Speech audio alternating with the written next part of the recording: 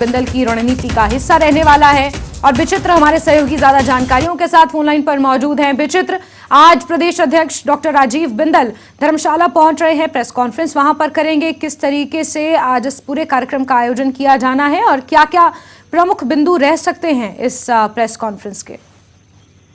Jasmine, लिहाजा ये जो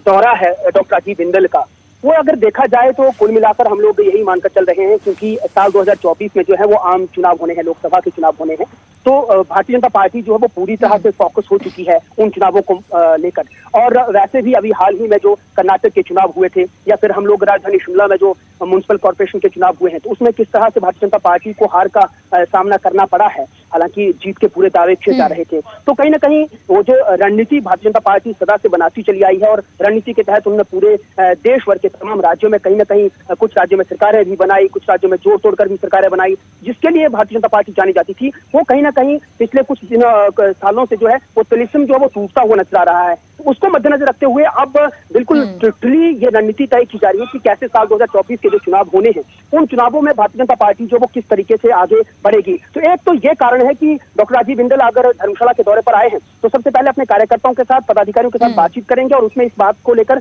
पुख्ता से चर्चा करेंगे कि ये जो चुनाव होने उसमें चारों की चारों सीटें जो है वो कैसे जीती जाएं। दूसरी अगर हम लोग ये बात करें तो एक संपर्क से समर्थन अभियान जो है भारतीय जनता पार्टी की ओर से पूरे जून महीने में चल रहा है और इसकी शुरुआत हो चुकी है। तो उसके तहत भी जो यहाँ पर हस्तियां हैं, सियासी हस्तियां हैं, या फिर कोई बुद्धिजीवी लोग हैं, या फिर जो दूसरे रसूखदार लोग हैं, उनके घरों में बाकायदा जाया जा रहा है, उनसे संपर्क साधा जा रहा है। तो ये भी इस अभियान का इनके हिस्सा है। और दूसरा ये कि केंद्र सरकार की जो नीतियां थी, जो 9 सालों में केंद्र सरकार ने देश को दिया है, राज्यों को दिया है, और विदेशों में जिस तरह से अपना उन तमाम सारी बातों को कहीं ना कहीं प्रेस कॉन्फ्रेंस के माध्यम से भी भारतीय जनता पार्टी के जो बड़े पदाधिकारी हैं वो जनता तक पहुंचा रहे हैं। तो ये भी एक रणनीति का हिस्सा है, और यही मानकर चला जा रहा है कि अगर भारतीय जनता पार्टी के प्रदेश अध्यक्ष धर्मशाला दौरे पर आए हैं, तो पहले तो वो इसी बात की बात करेंगे कि भाई केंद्र सरकार ने जो है क्या कुछ दिया है देश को, प्रदेश को और विदेश में। और दूसरा ये कि अभी हाल ही में जो एमएसपी बढ़ाया गया है किसानों का जो केंद्र सरकार की ओर से, उसका भी जिक्र जो है वो यहाँ पर कर सकते हैं डॉक्टर राजीव बिंदल जी। जशू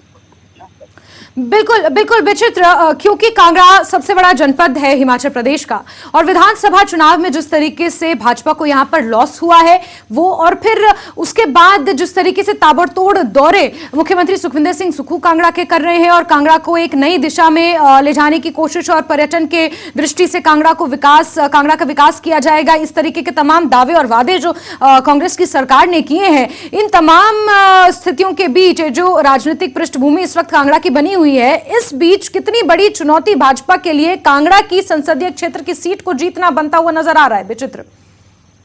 देखिए, अगर हम लोग इतिहास देखें जैस्मिन हिमाचल प्रदेश का, तो जिसकी सत्ता में सरकार होती है, कहीं ना कहीं वही लोग जो है वो जीत हासिल करते हैं। लोकसभा के चुनावों में उन्हीं की सीटें जो है वो जाया करती हैं। लेकिन हम लोगों ने माजी में देखा है कि जब सत्ता में भारतीय जनता पार्टी की सरकार थी, तो कैसे रिकॉर्ड तोड़ वोटों से 4 लाख, 4.5 लाख, 4.25 लाख, इतने मार्जिन से जो है उन्होंने अपने सांसदों को जिताकर लोकसभा में भेजा था। लेकिन जब उपचुनाव हुए और उपचुनावों में देखा तो एकदम से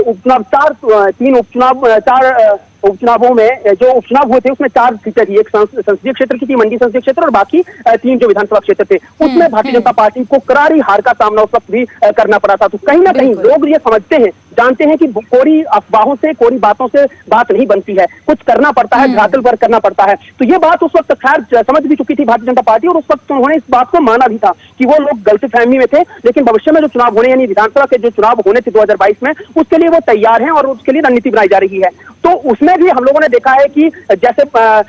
जो मिशन रिपीट की बात कर रहे थे, वो mission repeat Bharatiya Janata party नहीं कर पाई थी, और उसके बाद जो कांग्रेस सत्ता में आ गई थी। लेकिन उसके बाद जब भारतीय जनता पार्टी ने अपना एवेल्युएशन किया, तो उन्होंने कहा कि 0.9 से हम लोग जो है वो हारे हैं, यानी बहुत कम मार्जिन से हम लोग जो है वो हारे हैं, यानी उनका जो मत प्रतिशतता है वो बढ़ी ही है। तो वो कहने को अच्छा लगता है, लेकिन सत्ता में तो वो लोग नहीं आ पाए। तो अब क्योंकि सत्ता में कांग्रेस पार्टी है, और भारतीय जनता पार्टी चाहेगी कि वो जो मार्जिन वाली वो जो ये बात करते हैं और मत प्रतिशतता जो बढ़ी है उसको कायम रखा जाए, उसको लोकसभा के चुनावों में भुनाया जाए। और वैसे बिल्कुल विचित्र, और यही कारण है कि बहुत पहले से ही आम चुनावों के लिए भाजपा ने कमर कसना शुरू कर दिया है और ताबड़तोड़ दौरे भाजपा के तमाम बड़े नेता अलग अलग संसदीय क्षेत्रों के कर रहे हैं और इसी क्रम में आज कांगड़ा के धर्मशाला पहुंच रहे हैं बीजेपी प्रदेश अध्यक्ष। नजर आप बना के रखें विचित्र। हमसे जुड़ने के लिए आपका बहुत शुक्रिया।